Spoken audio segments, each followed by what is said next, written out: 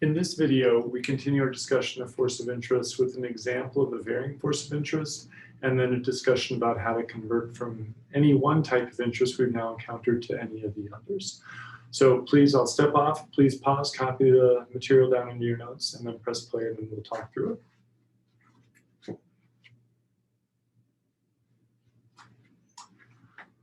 All right, so first for an example with a varying force of interest. So the force of interest is given by delta t equaling 0.001 plus 0.03 times t.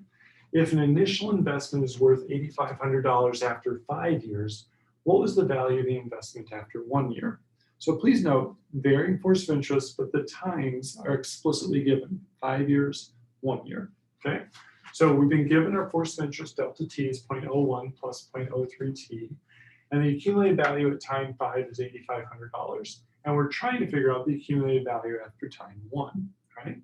So here is the formula we picked up in an earlier video. AV5 is equal to AV1 times e to the integral from 1 to 5 delta t dt. So the accumulated value at time 5 is the accumulated value at time 1 times the accumulation factor of e to the integral from 1 to 5 of the force of interest. All right, let's plug in the stuff we know. We know AV5. We know the force of interest. We'd like to know AV1. There's no need to memorize a new formula for AV1. We'll just solve our existing formula for it. All right, well, off to the side, what I like to do is to crank through that definite integral. So there's the definite integral, that's the power, the exponent of e. Antiderivative is 0.01 t plus 0.03 divided by 2 times t squared. Plug in 5, plug in 1, crank the numbers out, and that definite integral has a value of 0.4. Okay, so drop down to the next line, replace the definite integral with the numerical value of 0.4. I'm going to divide e to the 0.4 underneath the 8,500 to solve for AV1, and I get that AV1 is equal to $5,687.72. So it's a slower formula because you have to do a definite integral as part of it, but pretty straightforward once you have the formula in your head. Okay, all right. Well, now let's talk about how to convert from any one rate to any other rate. So we've had annual effective interest, we've had annual effective discount, we've had compounding m times a year, either a nominal rate or an effective rate, and discounting m times a year, either a nominal rate or an effective rate. And now we have force of interest, all right? So for the purposes of this converting discussion, we'll only be thinking about constant force of interest. A varying force of interest cannot be converted into a constant annual effective interest rate. It just doesn't work that way, all right? A varying force of interest is a very unusual situation where the amount of interest you're getting is constantly varying. And we have no other format to discuss such a situation. So for this situation, we're going to be thinking about constant forces of interest, all right? And those had a simpler accumulated value formula. But let's look at the accumulated value formulas we've discovered to date for all of our compound interest type setups.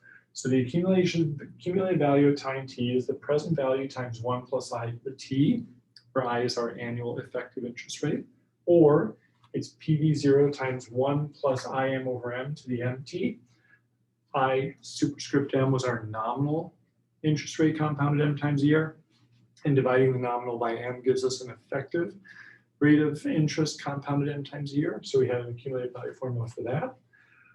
Present value times 1 minus d to the negative t, that was involving our annual effective discount rate. And then if we had a nominal discount rate compounded m times a year, d superscript m, dividing that by m gave us an effective discount rate compounded m times a year, or discounted m times a year. And we had the accumulation formula down below for that. Okay, so we had those first 4 from chapter 3, and then we've just added this new one in chapter 4. If I have a constant force of interest, the accumulated value at time t was equal to the present value at time 0 times e to the delta t minus 0. So using that shortcut formula from the last video. And I'm starting at time 0, so there's a time 0 as well. So that was kind of irrelevant. I could just simplify it to delta times t. So we have all 5 of these ways of calculating an accumulated value. So to convert between them, just like we did in chapter 3, I'm simply going to let the present value be $1. So think of a $1 investment, and we're going to let the investment run for t equaling 1 year. So replace the PV0 and the t with ones each, and we get this accumulated value at time 1 in 5 different versions.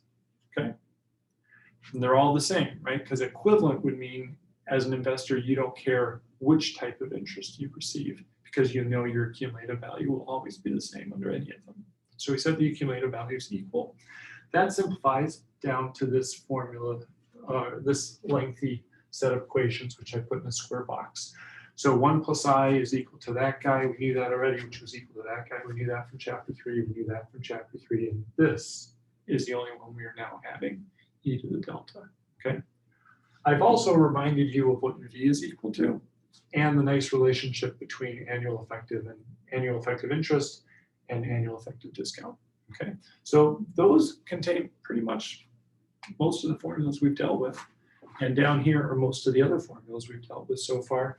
And there's our accumulated value formula for a varying force of interest. So just about the only thing we don't have up here is the simple interest, which is this own standalone object. Okay, all right, well, let's do an example. We're told the nominal interest rate compounded quarterly is 8%, and we'd like to determine the equivalent constant force of interest and monthly effective discount rate. Okay, so we're going to convert to 2 equivalent rates. So we're told that I superscript 4 is 8%. This is nominal, so I'm not dividing by the 4. And I'm trying to find my constant force of interest and my effective monthly discount rate, so D superscript 12 divided by 12. Okay. All right, let's do the force of interest one first. From the equations up above here, I'm going to grab the 1 plus IM over m to the m and the e to the delta and set them equal to each other, using m being 4 because I had a quarterly interest rate given to me. I replace I superscript 4 with 0.08, and then I simply solve for delta. Okay, so I'm going to get rid of the e by taking the natural log of both sides, and that'll isolate delta all by itself. And then my calculator cranked that out to give me a delta of 0.07921, or equivalently 7.921%. Playing the exact same game in part B, if I'm trying to get the effective monthly discount rate, I'm going to grab my nominal interest rate version along with my nominal discount version, or the effective interest rate compounded monthly with the effective discount rate compounded monthly version. I'm going to grab those two folks and set them equal to each other, using 4 for the interest because I have knowledge about quarterly interest rates. Replace the I superscript 4 with a 0.08. And now the only thing I don't know is that D superscript 12. And actually what I'm after is D superscript 12 divided by 12. So I'm now going to attempt to solve for this part of the equation. So I asked my calculator, what is 1 plus 0.08 divided by 4 to the 4th? And it cranked out 1.082432. I took the negative 1/12 root of both sides. So there's the 1.082432 to the negative 1/12. And there's the 1 minus D12 over 12 all by itself. Calculator cranked out a value for that. And then I added the D12 over 12 to the other side and subtracted the 0.99 stuff to the other side. And I solved for that D12 divided by 12 to be 0.00658, or 0.658% discount, effective discount per month. All right. So once you got the formula set up, though, it is just algebra to crank through and get your solution.